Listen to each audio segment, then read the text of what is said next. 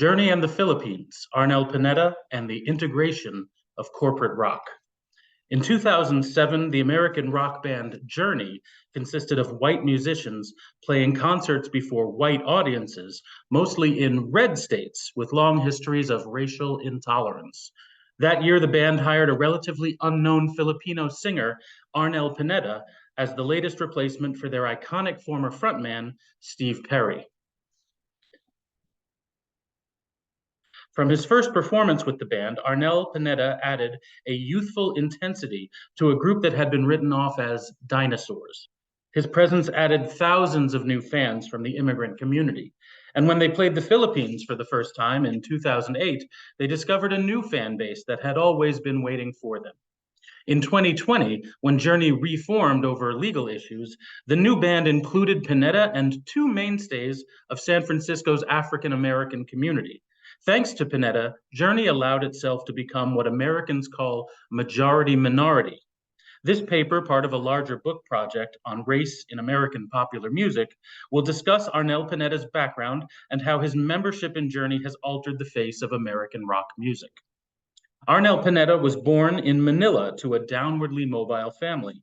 His parents scraped out a living as tailors, but when his mother died and his father sold everything in a failed attempt to pay the rent and feed the children, the 13-year-old was thrust out onto the dirty streets. Quote, he collected scrap metal, bottles, and old newspapers, usually bringing home the equivalent of 30 cents a day, according to a GQ magazine profile. His road to solvency was paved by his singing voice and an ability to mimic the styles of many famous singers. Before long, he was fronting a teen cover band in knockoff members-only jackets. It kept his younger brothers fed, clothed, and housed so they could avoid the worst of Arnel's year sleeping with the homeless kids in Luneta Park. The Philippines was a mecca for cover bands and karaoke, beginning in the 1960s when the islands catered to American servicemen on leave from fighting in Vietnam. Quote, they want to hear you singing other band songs that made it to #1, like Beatles, Led Zeppelin, Journey, he said. Pineda gained some fame when he joined The Zoo, a cover band that relocated to Hong Kong in search of the limelight. Failed relationships, minor stardom, and custody battles over 2 sons drove him to alcohol and drugs. And by the early 2000s, he had nearly done permanent damage to his vocal cords. In fact, a doctor told him he was finished. But he recovered and nursed his voice back to full strength. By 2007, The Zoo was back in the Philippines, still performing covers. Now pushing 40, Pineda settled down and married his girlfriend. With a baby on the way, he started writing heartfelt original tunes. But the owners of the bars and clubs where the band played, as well as their rowdy customers, had no interest in Pineda's music. Quote, if you only play original songs, audiences in the Philippines will not appreciate you 100%, he said. The prospect of a record contract was never even a consideration. Dejected, Pineda considered giving up his dreams and leaving music for good, but a devoted fan posted his performances on YouTube. Meanwhile, in San Francisco, Journey had problems. A decade after the departure of lead singer Steve Perry, they were touring county fairs with replacements who didn't quite fit. When the popular television series The Sopranos closed with Don't Stop Believin', the band recaptured the popular zeitgeist. But without a singer, they were unable to tour or record.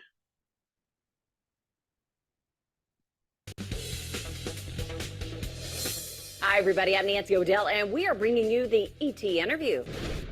I went hunting for a singer, and I didn't want to do the normal process of auditioning. I decided to use the technology of the internet, which I was not into at all. I went on YouTube and I thought it was fascinating. And then I found this one link that with Arnel's name on it, he was doing some Survivor song. And it was kind of like, boom. My ears went to the speaker and I went, who is that? And I listened to 40 different clips of him doing everybody from A to Z, whether it was Sting, Steven Tyler, Robert Plant, Steve Perry, all of them. He did them all, you know? And he still can to this day. It's the wildest thing I've ever seen. He's definitely a chameleon.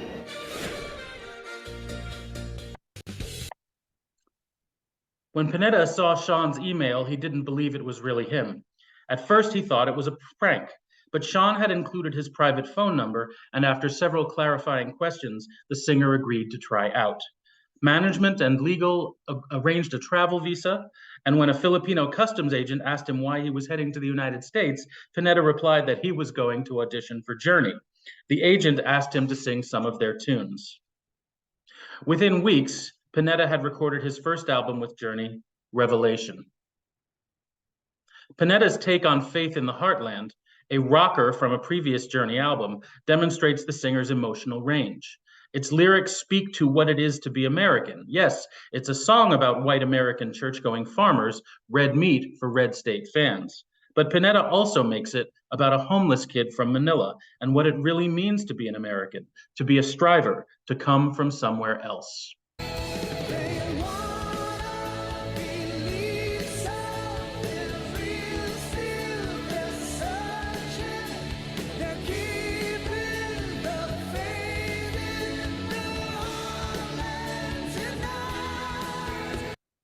Pineda co-wrote the haunting ballad, What I Needed, with a lyric sung in an almost church-like choral style.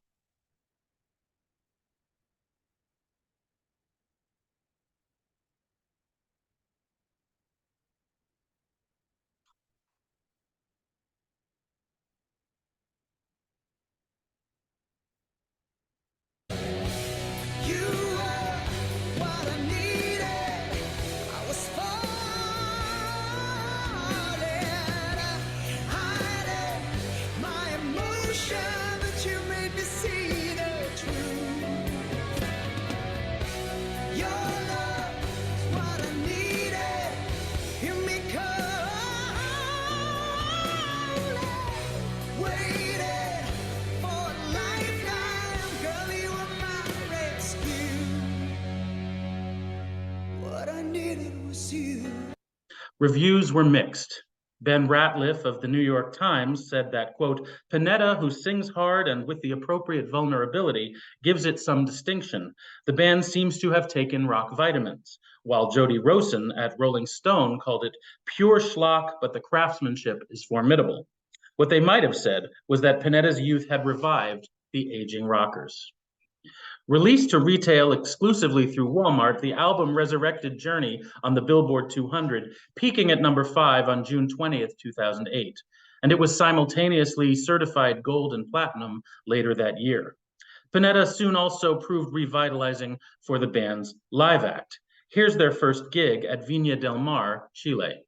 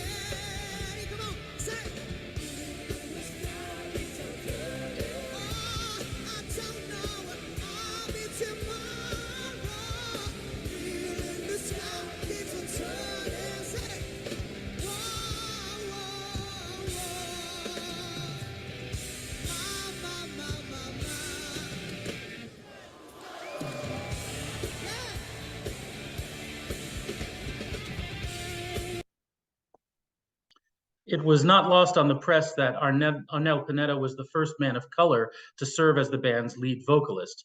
This was, after all, the year Barack Obama became the first American president of color. Quote, in a clicky viral cell phone delivered moment, Journey seemed like innovators, in touch with the forces shaping the culture, wrote GQ. Quote, for a band prominently featured in people's memories of the Carter administration, this is pretty impressive. This latest frontman hire seems like the first smart move Journey have made in years. The Revelation tour included a whopping 138 dates in 2008 and 2009, traversing Europe, the United States, and the Pacific Rim. After Pineda returned home to meet the president of the Philippines, the band joined him to play their first ever gig there at Manila's Mall of Asia Field. In the States, Oprah Winfrey had them on her storied talk show, where they repeated the tale of how Sean found Pineda on YouTube and performed, of course, Don't Stop Believin'. Pineda's presence in Journey and the increase in immigrants and other people of color in attendance did not go unnoticed by those county fair folks and other predominantly white fans. Quote, "I think he should be from here," said one, drinking beer with her friends before a show. Asked if she thought that was racist, she defensively replied, quote, "Not at all, but it would just be better if he was." Online, the animus was more open. Pineda's wife, quote, "was so freaked out with all these racist comments that she told him to bring a bulletproof vest." One writer called it an undercurrent of racism. This reaction is unsurprising, given how rock music had for so long been perceived by its largely white audiences. Certainly, the choice of a new frontman went over better in Viña del Mar and Honolulu, not to mention Manila, than it did in Raleigh and Indianapolis.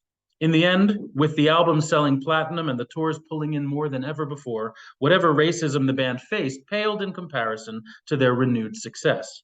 Journey was back, all thanks to a street kid from Manila. In 2010, the band returned to the studio to produce Eclipse.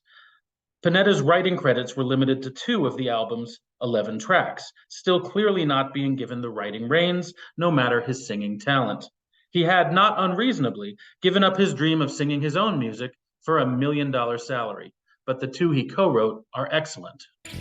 I find I lose myself, drowning from her colorful sky.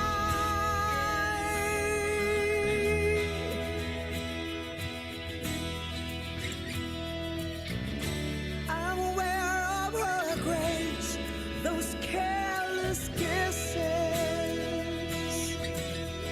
To whom it may concern, I'm sending out a prayer. The road finds peace in my lifetime.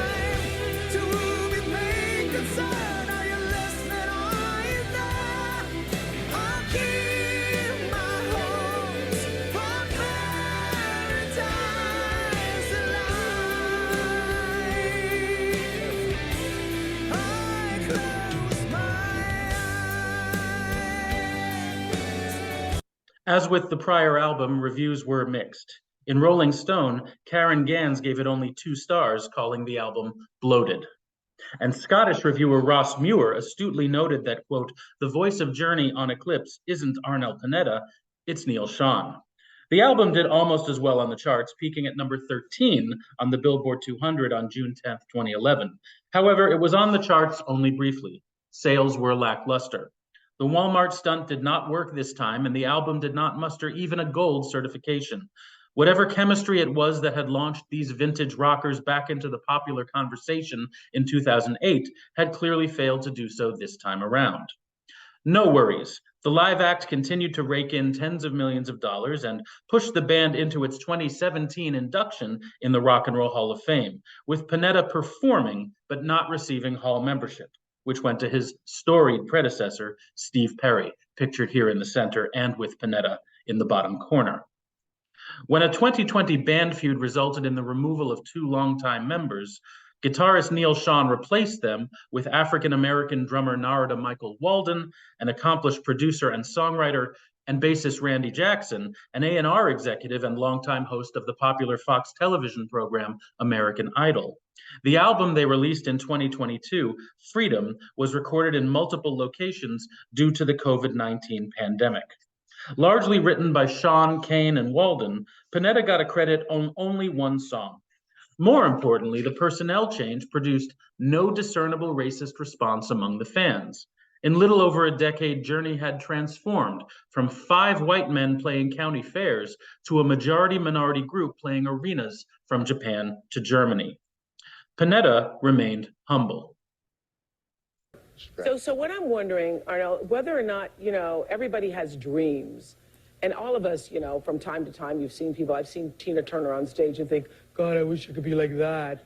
And you obviously seen this band, know these songs, but did you ever even dream this?